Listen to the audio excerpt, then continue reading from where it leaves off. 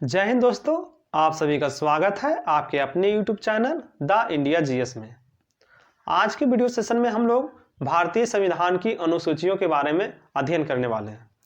तो चलिए समझते हैं कि भारतीय संविधान की अनुसूचियां क्या है।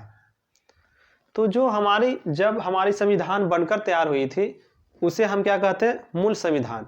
यानी जब संविधान बनकर तैयार हुई थी उसे हम क्या कहते हैं, मूल संविधान। लेकिन अभी उसमें क्या है, काफ़ी संशोधन हो चुका है, इसलिए अभी उसको हम क्या कहेंगे, वर्तमान संविधान।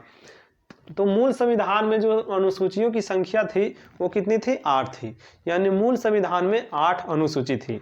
और वर्तमान में क्या है, वर्तमान में बढ़कर कितना हो गया, 12 अनुसूची। यानी कि पहले कितनी थी, पहले 8 थी, अभी इसमें कितना बढ़ गया, 4 बढ़ गया है। और टोटल जो हो गया वर्तमान में कितना हो गया, अनुसूचियों की संख्या 12 हो गया। तो देखिए हम लोग एक एक करके सभी अनुसूचियों के बारे में अध्ययन करेंगे।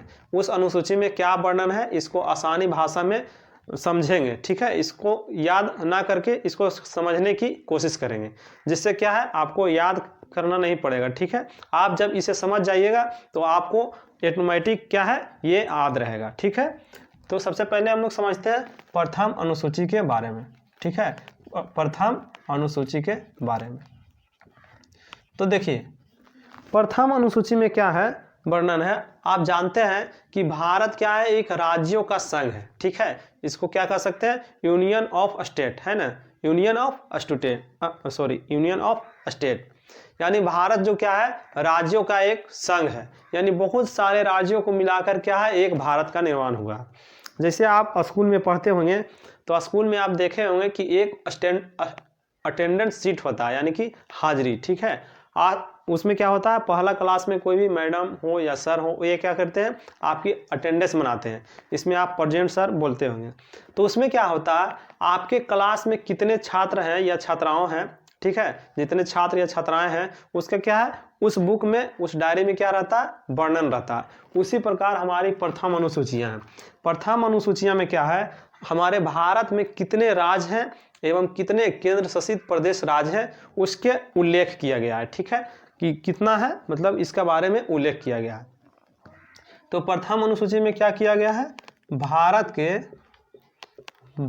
के राज्यों एवं, है ना, एवं केंद्र शासित भारत के राज्यों एवं केंद्र शासित प्रदेशों का उल्लेख किया गया, ठीक है, उल्लेख किया गया है। अभी वर्तमान में क्या है, वर्तमान में हमारा 28 राज्य है, ठीक है। वर्तमान में 28 राज्य एवं 8 केंद्र शासित प्रदेश है, ठीक है। कितने हैं, 28 राज्य एवं 8 केंद्र शासित प्रदेश।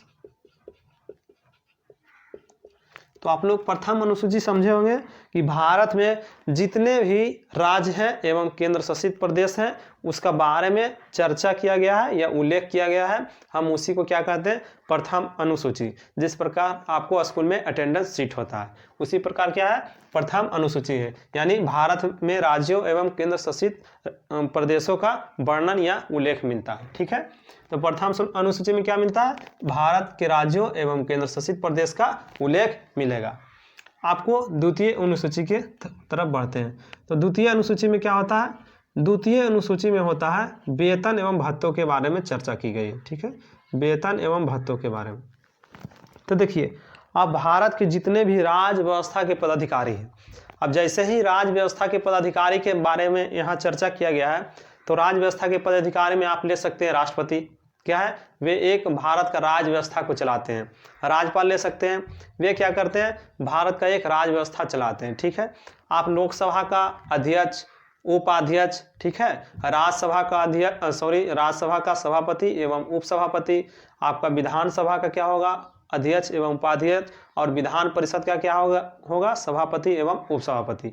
इसमें क्या है, इसमें मुख्य न्यायालय यानी कि सुप्रीम कोर्ट और हाई कोर्ट के जजों का भी क्या है, वेतन के एवं भत्ते के बारे में इसमें चर्चा किया गया, ठीक है। इसमें क्या किया गया, वेतन एवं भत्ते के बारे में चर्चा किया गया।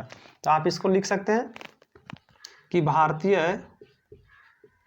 राज्य व्यवस्था, है ना, राज्य व्यवस्था के पदाधिकारियों पदाधिकारियों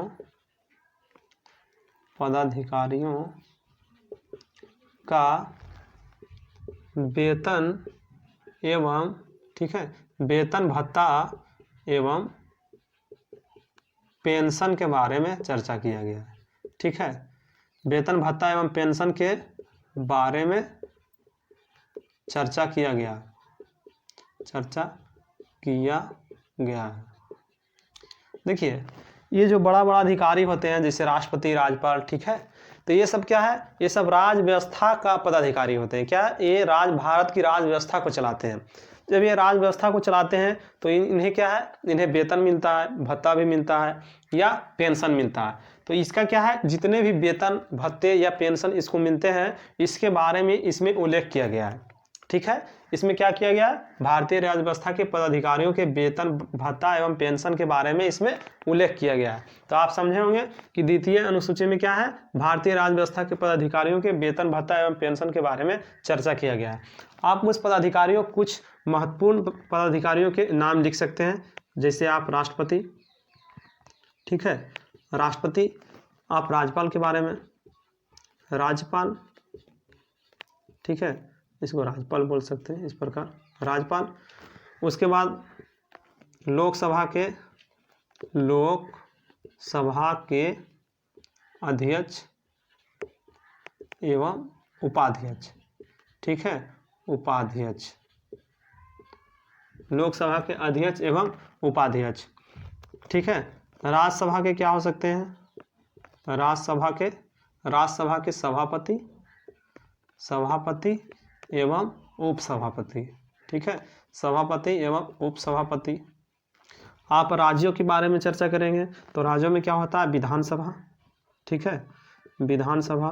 तो विधानसभा का क्या होगा, अध्यक्ष एवं उपाध्यक्ष, क्या होगा, अध्यक्ष एवं उपाध्यक्ष। आप कुछ राज्यों में क्या है, विधान परिषद भी है। ठीक है, वर्तमान में विधान परिषद 6 राज्यों में है, विधान परिषद। ठीक है, तो विधान परिषद में क्या होता है, सभापति होता है, सभापति एवं क्या होता है, उपसभापति। ठीक है, उपसभापति। देखिए, इसमें आप क्या है, आप हाई कोर्ट एवं सुप्रीम कोर्ट का क्या है, जज, जिसको आप न्यायाधीश बोलते हैं, उसका भी वेतन भत्ता, यानी इससे रिलेटेड क्या है, और बहुत सारे पदाधिकारियों का वेतन भत्ता के बारे में इसमें चर्चा किया गया है। अब हम लोग बात करते हैं यानी तीसरी अनुसूची के बारे में। तो इसको मिटाते हैं हम लोग। चलिए, तो हम लोग तीसरी अनुसूची के बारे में बात करेंगे।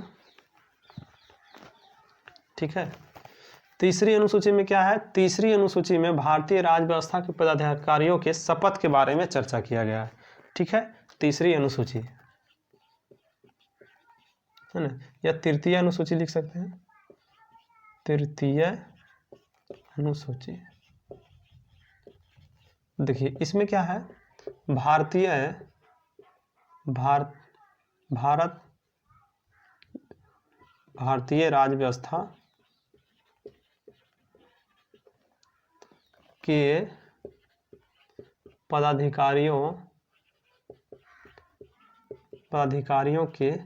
शपथ के बारे में चर्चा किया गया है। देखिए, ये क्या होता है, तृतीय अनुसूची क्या होता है मेरे मित्र, जब आप भारत के संविधान का राज व्यवस्था, ठीक है, भारतीय संविधान का राज व्यवस्था जो होता है, उसका जो पदाधिकारी अभी राष्ट्रपति, ठीक है, लोकसभा के अध्यक्ष, या फिर आप न्यायालय में ले सकते हैं न्यायाधीशों को। तो ये सब क्या है, ये सब क्या लेते हैं, शपथ लेते हैं। जब वो अपना कार्य या सेवा प्रारंभ करते हैं तो उस समय क्या लेते हैं, शपथ लेते हैं कि मैं भारत को बढ़िया से चलाऊंगा। इससे रिलेटेड क्या है, वे शपथ लेते हैं। तो शपथ का जो चर्चा है वो तृतीय अनुसूची में लिया गया है। ठीक है, इसमें तृतीय अनुसूची में इसका वर्णन किया गया है। अब हम लोग चौथी अनुसूची के बारे में जानेंगे। चतुर्थ अनुसूची है ना, या चौथी अनुसूची। तो देखिए, चौथी अनुसूची में क्या है, चौथी अनुसूची में क्या है, राज्यसभा। ठीक है, आप जब संसद के बारे में पढ़ेंगे तो संसद में क्या होता है, एक राष्ट्रपति होता है, यानी संसद के 3 अंग होते हैं, एक राष्ट्रपति होता है, एक लोकसभा और दूसरा क्या होता है, तीसरा सॉरी राज्यसभा। यानी क्या होता है, संसद में क्या होता है, संसद के 3 अंग होते हैं। इसमें संसद में क्या आ जाता है, राष्ट्रपति, ठीक है, राष्ट्रपति। और इसमें आता है लोकसभा, लोकसभा। और क्या आता है इसमें मेरे मित्रों, राज्यसभा, ठीक है, राज्यसभा। तो राष्ट्रपति आता है इसमें, लोकसभा आता है और राज्यसभा आता है।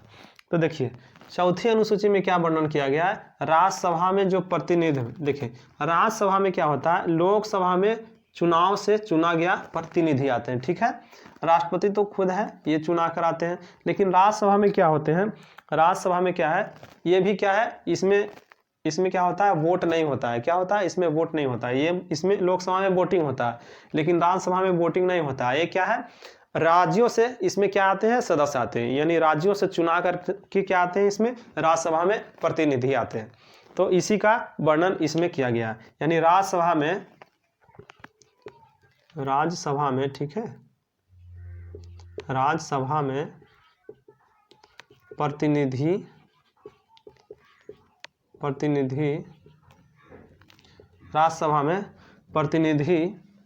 राज्यसभा में प्रतिनिधियों के बारे में चर्चा किया गया है, ठीक है। यानी इसको आप समझ सकते हैं कि राज्यसभा में जो प्रतिनिधि राज्यों या केंद्र शासित प्रदेश से आते हैं, उसी का चर्चा किसमें किया गया है, चौथी अनुसूची में। यानी राज्यसभा में राज्यों एवं, इसको आप लिख सकते हैं, राज्यों एवं केंद्र शासित प्रदेश, ठीक है, केंद्र शासित प्रदेश के प्रतिनिधियों के बारे में चर्चा किया गया, ठीक है। तो देखिए तृतीय में क्या था, तृतीय में शपथ के बारे में चर्चा था। चतुर्थ में क्या हो गया, राज्यसभा में जो प्रतिनिधि बैठते हैं, जो राज्यों से चुना कर जाते हैं या केंद्र शासित प्रदेश से चुना कर जाते हैं, और वो क्या करते हैं, राज्यसभा में प्रतिनिधि के रूप में काम करते हैं, तो उसी का चर्चा चौथी अनुसूची में किया गया है। अब हम लोग 5वीं अनुसूची के बारे में जानेंगे। तो देखिए 5वीं अनुसूची में क्या होता है, 5वीं अनुसूची, देखिए 5वीं अनुसूची में क्या है, अनुसूचित जनजाति, ठीक है, अनुसूचित जनजाति। देखिए 5वीं अनुसूची में क्या है, अनुसूचित जनजाति, आप आदिवासी वगैरह के बारे में जानकारी लिए होंगे, ठीक है। अनुसूचित जनजाति का मतलब होता है शेड्यूल्ड ट्राइब, यानी उसमें आदिवासी लोग आते हैं जो अत्यंत पिछड़ा है, ठीक है। तो क्या है, अनुसूचित जनजाति एवं उसके क्षेत्र के प्रशासन एवं नियंत्रण के बारे में चर्चा किया गया है। इसमें चर्चा किया है, 5वीं अनुसूची में चर्चा किया गया है कि अनुसूचित जनजाति के क्षेत्रों को किस प्रकार नियंत्रण कर सकते हैं, ठीक है, किस प्रकार उस पर प्रशासन चलाया जा सकता है। तो इसका चर्चा क्या किस में किया गया है, 5वीं अनुसूची में। तो 5वीं अनुसूची में अनुसूचित जनजाति एवं उसके क्षेत्र के प्रशासन, ठीक है, प्रशासन एवं नियंत्रण के बारे में चर्चा किया गया है, ठीक है, नियंत्रण के बारे में चर्चा किया गया है, तो देखिए आप 5वीं अनुसूची समझे होंगे मेरे मित्र। अनुसूची में 5वीं अनुसूची में क्या है, अनुसूचित जनजाति, यानी जिसको शेड्यूल्ड ट्राइब आप कहते हैं, जो अत्यंत पिछड़ा होता है, अनुसूचित जाति एवं उसके क्षेत्रों के प्रशासन एवं नियंत्रण के बारे में चर्चा किया गया।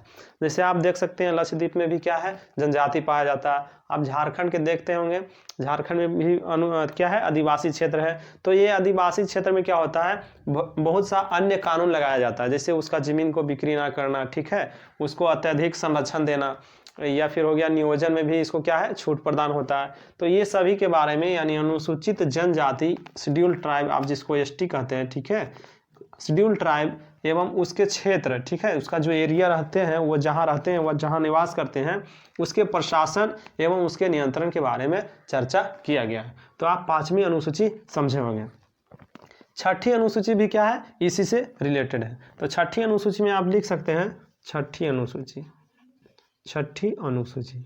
तो मेरे मित्र 6ठी अनुसूची में क्या है, 6ठी अनुसूची में क्या है, पूर्वोत्तर के 4 राज्य। इसमें क्या है, पूर्वोत्तर के 4 राज्यों का वर्णन किया गया है, ठीक है, पूर्वोत्तर के 4 राज्य। आप देखिए पूर्वोत्तर के 4 राज्य कौन है, तो इसका आप ट्रिक रख सकते हैं अमे मित्र। ठीक है, अमे मित्र क्या रख सकते हैं, इसका नाम, इसका ट्रिक है अमे मित्र। तो ये जो पूर्वोत्तर के 4 राज्य हैं, इसका जो अनुसूचित जनजाति है, ठीक है, इसका जो अनुसूचित जनजाति है उसके क्षेत्र, उसके बारे में प्रशासन एवं नियंत्रण के बारे में चर्चा किया गया है, यानी पूर्वोत्तर के 4 राज्य। तो अमे मित्र में क्या आ गया, पहले तो आ गया असम मेघालय, ठीक है, असम मेघालय मिजोरम त्रिपुरा, क्या कह सकते हैं, मिजोरम और त्रिपुरा। देखिए आ से असम हो गया, मे से मेघालय, मी से मिजोरम और त्रिपुरा, इसको आप रख सकते हैं अमे मित्र। तो छठी अनुसूची में अमे मित्र के बारे में चर्चा किया गया, यानी पूर्वोत्तर के जो 4 राज्य हैं, हमारे भारत के जो पूर्वोत्तर क्षेत्र के जो 4 राज्य हैं, उसको आप असम, मेघालय, मिजोरम या त्रिपुरा, ये जो 4 राज्य है, इसके अनुसूचित जनजाति, ठीक है, इसके अनुसूचित जनजाति, इसके अनुसूचित जनजाति एवं उनके क्षेत्र, ठीक है, उनके क्षेत्र के बारे में, है ना, के प्रशासन के बारे में, ठीक है, के प्रशासन के बारे में, प्रशासन एवं नियंत्रण के बारे में चर्चा किया गया, नियंत्रण के बारे में चर्चा किया गया। तो देखिए ये जो 5वीं और 6ठी क्या है, दोनों लगभग सेम है। इसमें भी अनुसूचित जनजाति के क्षेत्र एवं अनुसूचित जनजाति के प्रशासन या नियंत्रण के बारे में चर्चा है, और 6ठी अनुसूची में भी क्या है, अनुसूचित जनजाति के क्षेत्र एवं उसके प्रशासन के बारे में चर्चा किया गया है, उसको नियंत्रण किस प्रकार किया जा सकता है, इसके बारे में चर्चा किया गया है। लेकिन क्या है, ये भारत के अन्य हिस्सों में है, और ये सिर्फ क्या है, पूर्वोत्तर के 4 राज्यों पर ही लागू है, यानी कि 6ठी अनुसूची जो है पूर्वोत्तर के 4 राज्यों पर लागू है, असम, मेघालय, मिजोरम एवं त्रिपुरा। तो आशा करते हैं कि 5वीं और 6ठी अनुसूची आपको समझ में आया होगा। अब हम लोग 7वीं अनुसूची की ओर चलते हैं। तो आप लोग इसको स्क्रीनशॉट ले सकते हैं या फिर इसका नोट कीजिए, ठीक है। चलिए इसको मिटाते हैं हम लोग। अब हम लोग बात करने वाले हैं 7वीं अनुसूची। 7वीं अनुसूची में क्या है, राज्य एवं केंद्र, ठीक है, राज्य एवं केंद्र के शक्तियों के बीच बंटवारा किया गया है। अब देखिए उसका शक्तियां क्या होता है, देखिए 7वीं अनुसूची में क्या किया गया है, अब राज्य का भी अपना कुछ शक्ति होता होगा और केंद्र का भी अपना कुछ शक्ति होगा। जैसे अब विदेशी मामले में इंटरफेस करना है तो क्या राज्य करेगी, नहीं, इसमें क्या करेगी, केंद्र, ठीक है। अब कहीं दूसरे देश से युद्ध हो गया या फिर शांति करना है तो क्या है, इसके ऊपर केंद्र फैसला लेगी, ठीक है। आपका व्यापार हो गया, इस पर क्या है, विदेशी मामले हो गया, इस पर क्या है, रक्षा पर है, ये सब क्या है, केंद्र फैसला लेगी। और कुछ चीज़ों पर क्या होता है, राज्य फैसला लेती है, ठीक है, और कुछ चीज़ों पर क्या होता है, दोनों मिलकर फैसला लेती है। तो क्या है, हम 7वीं अनुसूची में केंद्र एवं राज्यों के बीच की शक्तियों के बारे में जानेंगे, ठीक है। तो 7वीं में क्या है, 7वीं अनुसूची, 7वीं अनुसूची, ठीक है। 7वीं अनुसूची, इसमें केंद्र एवं राज्यों के बीच शक्तियों के बंटवारा में चर्चा किया गया, शक्तियों के बंटवारा की चर्चा है। इसमें क्या है, इसमें केंद्र एवं राज्यों के बीच की शक्तियों के बंटवारा में चर्चा किया गया है। तो देखिए हम जानते हैं कुछ महत्वपूर्ण, ठीक है, कौन कौन से शक्ति किसमें आता है। तो सबसे पहले हम लोग जानेंगे संघ, ठीक है, जिसको आप लोग केंद्र बोलते हैं, संघ सूची, इसको आप संघ सूची भी कहते हैं। फिर आ गया आपका राज्य सूची, और फिर आप आ गया समावर्ती सूची, समावर्ती सूची। देखिए इसमें क्या है, इसमें केंद्र कानून बनाती है, इसमें राज्य कानून बनाती है, और इसमें क्या है, इसमें दोनों मिलकर कानून बनाती है। तो देखिए सबसे पहले हम लोग संघ के बारे में चर्चा करेंगे, यानी संघ सूची के बारे में चर्चा करेंगे। तो देखिए इसमें जो प्रथम यानी मूल संविधान में कितना सूची था, इसमें मूल संविधान में 97 सूची था, लेकिन वर्तमान में कितना है, वर्तमान में 100 सूची है। क्या है, वर्तमान में भी इसमें क्या है, 100 सूची है। जैसे आप कुछ एग्जाम्पल में याद रख सकते हैं, रक्षा से क्या है, रक्षा पर कानून कौन बना सकती है? तो केंद्र सरकार कानून बना सकती है। विदेशी मामले में कौन बना सकती है? विदेशी मामले, तो विदेशी मामले में केंद्र बना सकती है। युद्ध एवं शांति में कौन बना सकती है? युद्ध एवं शांति में कौन कानून बना सकती है? तो युद्ध एवं शांति में केंद्र बना सकती है। ठीक है। मुद्रा, बैंकिंग, ठीक है, मुद्रा से रिलेटेड जितना भी कानून होगा, बैंकिंग से रिलेटेड जितना भी कानून होगा, सब क्या कौन बनाएगा? केंद्र सरकार। ठीक है। आपका परमाणु से रिलेटेड जितना भी काम होगा, ठीक है, आप ले सकते हैं। रेल विभाग भी किस में आता है? संघ सूची में आता है। आप राज्य सूची में देखिए, राज्य सूची में सबसे पहले क्या था? इसमें 66 विषय थे, लेकिन अभी इसमें कितना है? वर्तमान में कितना है? तो वर्तमान में 61 है। कितना है? वर्तमान में 61 सूची है। तो देखिए इसका भी क्या है? इसमें क्या है? राज्य सूची में राज्य द्वारा कानून बनाया जाता है, संघ सूची में केंद्र द्वारा कानून बनाया जाता है, और समवर्ती सूची में दोनों के द्वारा क्या है? बनाया जाता है, कानून बनाया जाता है। तो इसका भी हम लोग प्रमुख कानून कुछ प्रमुख काम देख लेते हैं इसका। जैसे पुलिस विभाग का क्या है?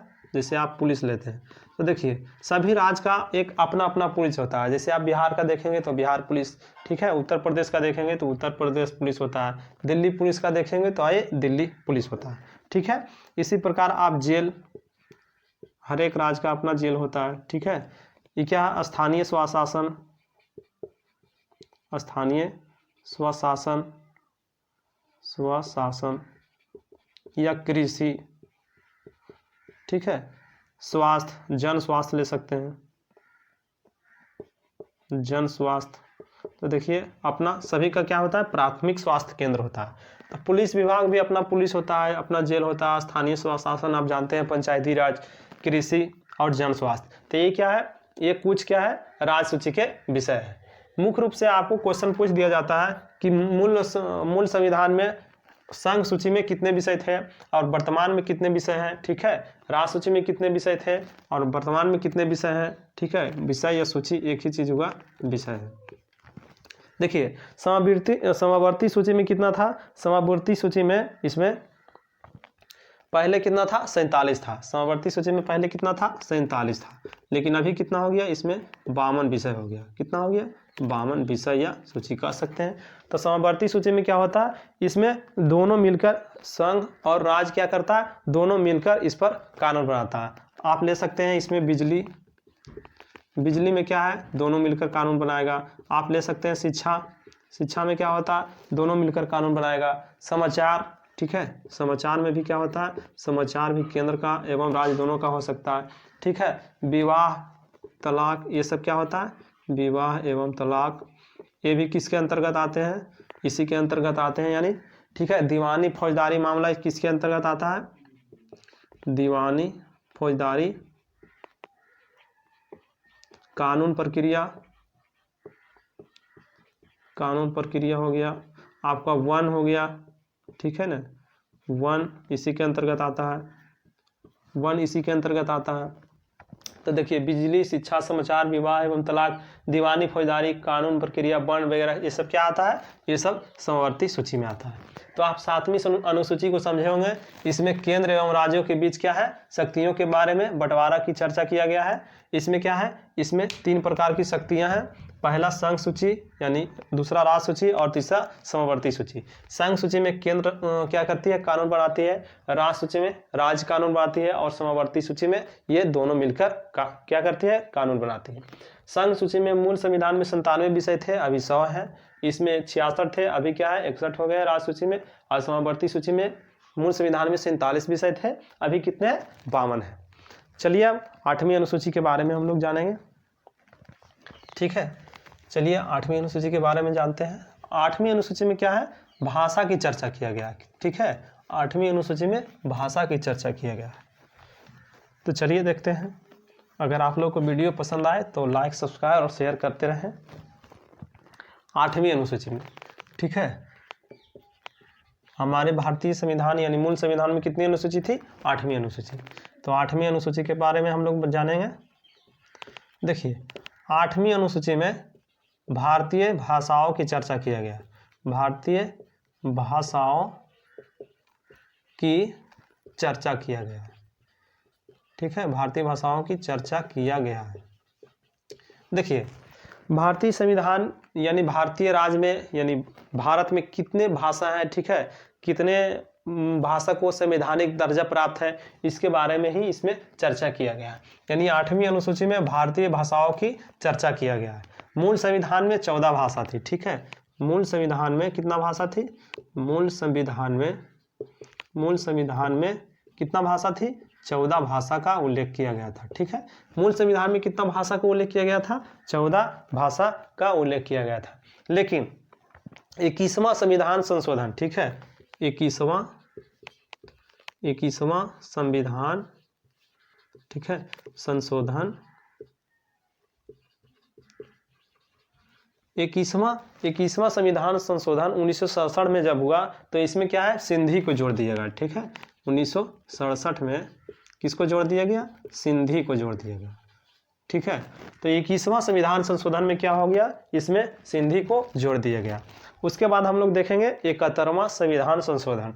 71वां संविधान संशोधन में क्या हुआ, 71वां संविधान संशोधन में ठीक है, 1992। 71वां संविधान संशोधन 1992 में क्या किया गया, 3 भाषाओं को जोड़ा गया, जिसको आप ट्रिक के रूप में नमक लिख सकते हैं। अब नमक का मतलब क्या होता है, पहले आप लिख सकते हैं कोंकणी, मणिपुरी और नेपाली, यानी इसको कह सकते हैं नेपाली, मणिपुरी एवं कोंकणी। क्या कह सकते हैं, कोंकणी, आप यहाँ भी लिख सकते हैं कोंकणी। तो इसमें क्या हो गया, 71वां जब संविधान संशोधन हुआ 1992 में, तो इसमें क्या है, 3 भाषाओं को जोड़ा गया, जिसको हम लोग ट्रिक के द्वारा नमक याद रखते हैं, न से नेपाली, म से मणिपुरी और क से कोंकणी होता है। चलिए, एक संविधान संशोधन और 21, 71 और 92, ठीक है, 92वां संविधान संशोधन। तो 92वां संविधान संशोधन कब हुआ था, ये हुआ था 2003 में, ठीक है, ये कब हुआ था, 2003 में। तो इसमें क्या है, इसमें 4 भाषाओं को जोड़ा गया। इसमें कितना भाषा को जोड़ा गया, 3, इसमें 4 भाषाओं को जोड़ा गया। इस 4 भाषा कौन कौन है, बोडो, ठीक है, डोगरी, बोडो डोगरी, मैथिली, ठीक है, मैथिली और संस्थाली। तो इस प्रकार अभी जो वर्तमान संविधान में कितना भाषा हो गया, 22 भाषा हो गया, ठीक है। वर्तमान में कितने भाषा है, 22 भाषा है। तो 8वीं अनुसूची में भारतीय भाषाओं की चर्चा किया गया था। मूल संविधान में कितनी भाषा थी, 14 भाषा थी। 21वां संविधान संशोधन 1967 में सिंधी को जोड़ा गया, ठीक है। 71वां संविधान संशोधन 1992 में 3 भाषाओं को जोड़ा गया, जिसको हम नमक के द्वारा याद रखते हैं, नेपाली, मणिपुरी और कोंकणी। 92वां संविधान संशोधन 2003 में 4 भाषाओं को जोड़ा गया, बोडो, डोगरी, मैथिली और संस्थाली। चलिए हम लोग 9वीं, 10वीं और 11वीं, 12वीं अनुसूची के बारे में चर्चा करते हैं, ठीक है। ये क्या था, 8वीं अनुसूची तक क्या था, मूल संविधान में वर्णन था। क्या था, मूल संविधान में वर्णन था। अब हम लोग 9वीं, 10वीं, ठीक है, 9वीं अनुसूची, ठीक है, 9वीं अनुसूची के बारे में चर्चा किया गया। 9वीं अनुसूची, 10वीं अनुसूची, 10वीं अनुसूची और 11वीं है, 11वीं अनुसूची के बारे में चर्चा किया गया, ठीक है। ये क्या है, 11वीं अनुसूची के बारे में चर्चा किया गया।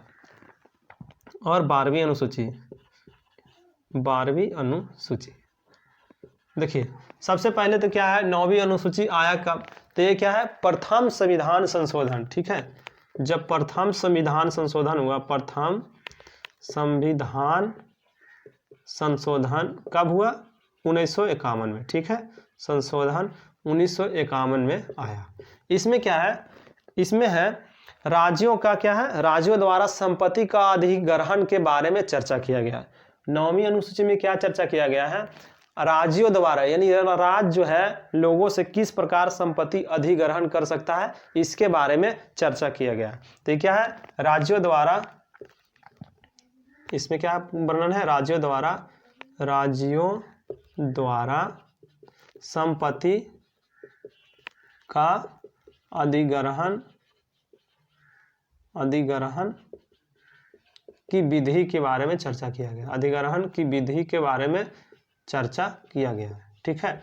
इसमें वर्तमान में कितने विषय हैं, तो इसमें वर्तमान में लगभग इसमें कितना विषय है, राज्यों के द्वारा संपत्ति का अधिग्रहण की विधि के बारे में चर्चा किया है। इसमें वर्तमान में 284 अधिनियम है। कितने हैं, इसमें 284 अधिनियम है। तो देखिए, प्रथम संविधान संशोधन 1951 के तहत 9वीं अनुसूची को जोड़ा गया। इसमें राज्यों द्वारा संपत्ति का अधिग्रहण की विधि के बारे में चर्चा है। ठीक है, इसमें क्या है, राज्यों यानी राज्य किस प्रकार संपत्ति का अधिग्रहण कर सकती है, इसके विधि के बारे में चर्चा किया गया है। इसमें कुल 284 अधिनियम है। कितना, 284 अधिनियम है। क्या है, इसमें 284 अधिनियम है। ठीक है, अब हम लोग 10वीं अनुसूची के बारे में बात करेंगे। 10वीं अनुसूची 52वें संविधान संशोधन 1985 में जोड़ा गया। ठीक है, 52वें संविधान संशोधन, ठीक है, 1985 में जोड़ा गया। ठीक है, 52वें संविधान संशोधन 10वीं अनुसूची क्या होता है, 52वें संविधान संशोधन 1985 में जोड़ा गया। देखिए, इसमें क्या है, इसमें दल बदल कानून है। ठीक है, दल बदल कानून है। तो 52वें संविधान संशोधन में क्या है, दल बदल कानून। अब ये दल बदल कानून क्या होता है, जब कोई प्रतिनिधि एक दल से दूसरे दल में चला जाता है तो उस पर जो कानून बनाया जाता है उसी को क्या कहते हैं, दल बदल। जैसे आप ले सकते हैं एक बीजेपी पार्टी या कांग्रेस पार्टी। तो इसमें क्या होता है, कुछ कांग्रेस के पार्टी बीजेपी में चला जाता है या फिर बीजेपी का पार्टी क्या है, कांग्रेस में चला जाता है। तो इस प्रकार क्या होता है, संवैधानिक अव्यवस्था इसमें उत्पन्न हो जाता है। इसी कारण क्या है, दल बदल का कानून लाया गया। तो कब लाया गया, 52वें संविधान संशोधन में 1985 में दल बदल कानून लगाया गया। ठीक है, इसमें क्या है, मंत्री निलंबित भी हो जाते हैं। अब हम लोग 11वीं अनुसूची के बारे में चर्चा करेंगे। तो 11वीं अनुसूची कब आया, तो 11वीं अनुसूची 73वां संविधान संशोधन, 73वां संविधान संशोधन 73वां संविधान संशोधन, ठीक है, 1993, कितना, 1993 में आया। 73वां संविधान संशोधन 1993 में आया। इसमें क्या है, इसमें क्या है, पंचायती राज व्यवस्था का वर्णन किया गया। ठीक है, इसमें पंचायती राज व्यवस्था के, ठीक है, इसमें पंचायती राज व्यवस्था के 29 विषय के बारे में चर्चा किया गया, है। ठीक है, चर्चा किया गया। देखिए, हमारी जो पंचायती राज व्यवस्था है, ठीक है, जिसको हम लोग स्थानीय स्वशासन बोलते हैं, तो गांव लेवल यानी ग्राम के लेवल पर जो पंचायती राज व्यवस्था होता है उसमें कितना विषय है, उसमें 29 विषय के बारे में चर्चा किया गया। अब हम जानेंगे 12वीं अनुसूची के बारे में। तो 12वीं अनुसूची 74वां संविधान संशोधन के द्वारा जोड़ा गया। ठीक है, 74वां संविधान संशोधन 1993 के तहत जोड़ा गया। इसमें क्या है, इसमें शहरी लेवल पर स्थानीय स्वशासन का चर्चा किया गया। ठीक है, ये क्या है, ये ग्राम लेवल पर था, ये ग्राम के लेवल पर, और ये क्या है, शहरी क्या है, शहरी लेवल। ठीक है ना, शहरी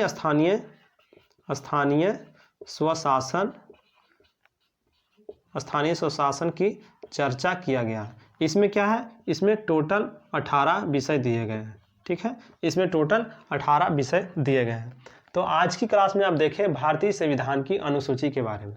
तो चलिए इसको एक बार दोहरा देते हैं। 9वीं अनुसूची को हम लोग प्रथम संविधान संशोधन 1951 में जोड़े, जिसमें क्या है, जिसमें राज्यों के द्वारा जो संपत्ति अधिग्रहण की जाती है उसके बारे में चर्चा किया गया है। इसमें एक मुख्य बात याद रखिएगा, उसमें 284 अधिनियम है। ठीक है, 52वें संविधान संशोधन 1985 द्वारा 10वीं अनुसूची को जोड़ा गया। इसमें क्या है, 10 से 10 आप याद रख सकते हैं, 10 से 10 और 10 से दल बदल, यानी 10 और दल बदल एक ही है। दल बदल क्या होता है, मंत्रियों के बीच लागू होता है। 11वीं अनुसूची में क्या है, 73वां संविधान संशोधन 1993 में ग्राम पंचायत राज व्यवस्था को 29 विषय के बारे में चर्चा किया है। यानी ग्राम लेवल पर जो होता है पंचायती राज यानी स्थानीय स्वशासन, उसमें 29 विषय पर चर्चा किया गया है। इसको कब जोड़ा गया, 73वां संविधान संशोधन 1993 में। 12वीं अनुसूची को जोड़ा गया 74वां 1993 यानी 74वां संविधान संशोधन 1993 में। इसमें क्या है, शहरी यानी शहरी स्तर पर स्थानीय स्वशासन की चर्चा किया गया है। इसमें कितने विषय पर चर्चा किया गया है? तो इसमें 18 विषय पर चर्चा किया गया है। तो ये एग्जाम में आपको पूछ दिया जाता है, ठीक है, कि पंचायती राज में कितने राज्यों पर, यानी कि ग्रामीण लेवल पर कितने इसमें है विषय की चर्चा? 29 विषय में। और नगर पालिका में कितने विषय होते हैं? तो 18 विषय होते हैं, ठीक है। तो अगली वीडियो में हम लोग मिलेंगे, तब तक के लिए नमस्कार। अगर वीडियो पसंद आए तो लाइक, सब्सक्राइब और शेयर करें।